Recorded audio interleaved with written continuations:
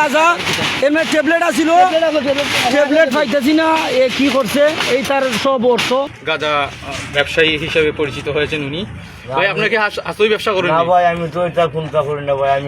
আমি হালকা একটু দেখাই, আমি কোনো জানলে হালকা একটু দেখান, কিন্তু আপনার এখানে যে আমরা যে সরঞ্জাম দেখলাম, চাকু, কলকি, এরপর শ্রেণী, এই সেই ভাই আমার ওই একটুকটা আছিল। আমি তা একটু খাই।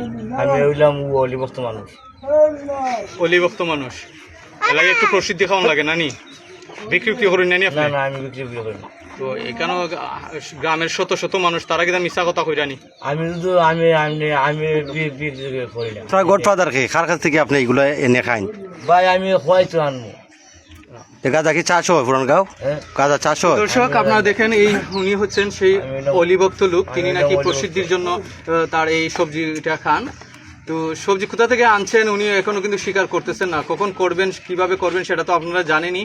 তবে আমি ওনাকে আবার জিজ্ঞেস করি, বলেন আপনি কোথা থেকে আনেন এগুলো? আমি তো জানি না রে ভাই। আমি হইলাম পাগল মানুষ। আমি ও তো তুই সত্যি কথা কইরা দে, লাইভ কইরা তোরা ফেলে দিবি। সত্যি কথা, আমি তো আর খেতে পারি না। গাঁজাটা গাঁজা কোনো দেখাও, আমরা আজ দিটা ফলাই দি দেবে। গাঁজা দেখাও। এ আছে সিরাজ গাঁজা এমনি ট্যাবলেট আছিল, ট্যাবলেট পাইতেছি না, এ কি করছে এই তার সব অর্থগুলা। গাঁজার গাঁজা তারা বান্ধব তুইছি আমরা এখানে